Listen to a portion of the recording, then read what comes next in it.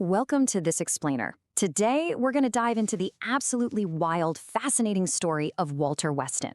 You know, when we think about late 19th century exploration, we usually picture these intense thrill seekers, right? Guys chasing fame, planting flags on uncharted peaks, that sort of thing. But Weston's story, it's entirely different. He didn't show up in Japan as some fame-hungry explorer. Actually, he arrived as an Anglican missionary. He was just there to spread his faith during the super fast-paced Meiji era. Yet somehow, the remote, rugged mountains of Nagano completely captured his heart, and through his absolute obsession with these landscapes, he ended up changing exactly how the rest of the world saw Japan. But listen, before we really get into his legacy, we've got to tackle a major question. And honestly, we need to debunk a pretty huge myth right out of the gate.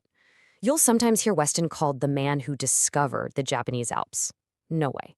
The truth is, the local people always knew about these peaks. They had lived among them, hunted in them, and worshipped on them for literally centuries. So what does this all mean? It means Weston's true legacy isn't about discovery at all. It's really about cultural translation. He acted as a bridge between two entirely different worlds. Section 1. An Unlikely Mountain Explorer. Let's step back in time to really understand him. Picture Victorian England. Conquering peaks like the European Matterhorn for sport had just become this highly respected, almost trendy pursuit. But Weston was on a different path.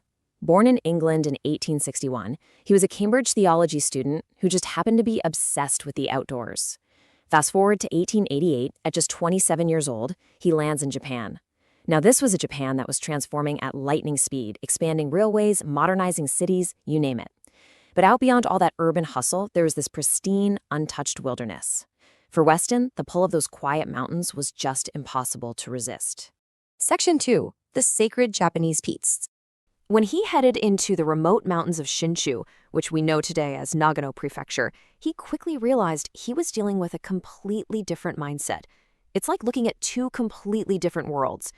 In Europe, mountains were playgrounds, right? Arenas for adventure, sport, personal conquest. But the traditional Japanese view? Totally different. Mountains were sacred. They were seen as the actual homes of gods, literal gateways to the divine. Local people weren't climbing to conquer anything. They were climbing for spiritual purification. It was an act of deep religious pilgrimage. While he was out there, he ran into the Yamabushi. These guys are mountain ascetics from a spiritual tradition called Shugendo. They wore these highly distinctive robes, blew conch shell trumpets, and put themselves through absolutely grueling journeys just to train their bodies and minds. And here's what's so cool about Weston. Even though he was a strict Anglican, he didn't brush off their beliefs, not at all. He approached them with so much curiosity and genuine respect. He knew that to survive out there, he couldn't just force his own European ideas on a landscape. He had to humbly rely on the deep knowledge of the locals. Section 3. Journey into the Alps. Let's jump to 1891 and follow his path. Imagine the sensory overload of crossing the historic Hofukuji Pass. You're hiking up through these incredibly vibrant oak and maple forests. You hear the birds echoing through the trees. And then, suddenly, you hit the summit of the pass, and wow, the landscape just bursts wide open. You're staring at an unbelievable panorama of the untamed snow-capped Northern Japanese Alps stretching out forever. A view of immense wilderness. No mountain hotels, no marked tourist trails, just pure wild nature. To really get how tough Weston was, think about how we hike today. If you go to Kamikochi now, you've got steel ladders, suspension bridges, minute-by-minute weather forecasts on your phone, and mountain huts that serve hot meals. But in the 1890s, Weston was battling summer thunderstorms and crazy rocky ridges in heavy wool clothes and stiff leather boots. No maps. He survived on dried fish and rice, trusting his life entirely to the local hunters and woodcutters who showed him the way. Out of all his wild adventures, scaling Mount Yari, or Yarigatake, was definitely the most climactic. This thing is a beast. It's 3,180 meters high, and its peak is shaped exactly like a spear blade thrust straight up into the sky. Today, sure, it's super famous, but back then, climbing it took an insane amount of courage. There were no safety chains, no rescue helicopters, just you and the mountain. So imagine standing up there victorious on that exposed peak way above the clouds. He looked out over this endless expanse of ridges and volcanic peaks, and he called it a magnificent sea of mountains.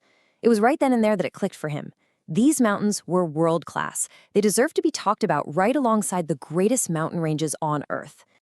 Section 4, the book that changed everything. Let's talk about how he shared this with the world. He comes down from those peaks with notebooks stuffed full of sketches and conversations. And in 1896, he drops a total game changer, a book called Mountaineering and Exploration in the Japanese Alps. You have to remember, Western readers back then mostly thought of Japan as this quiet place full of ancient temples and geishas. Weston threw them a curveball. He gave them towering granite peaks, roaring rivers, and wild, remote villages. It completely blew people's minds. And what really made the book so revolutionary was Weston's attitude. He totally rejected that classic Victorian hero-conqueror vibe. He didn't make it all about him. Instead, he constantly praised his Japanese guides, their skill, their kindness. He absorbed that local spiritual respect, treating the mountains as something far greater than himself. His message was simple. We climb to appreciate nature, not to dominate it. Section 5, a lasting cultural bridge.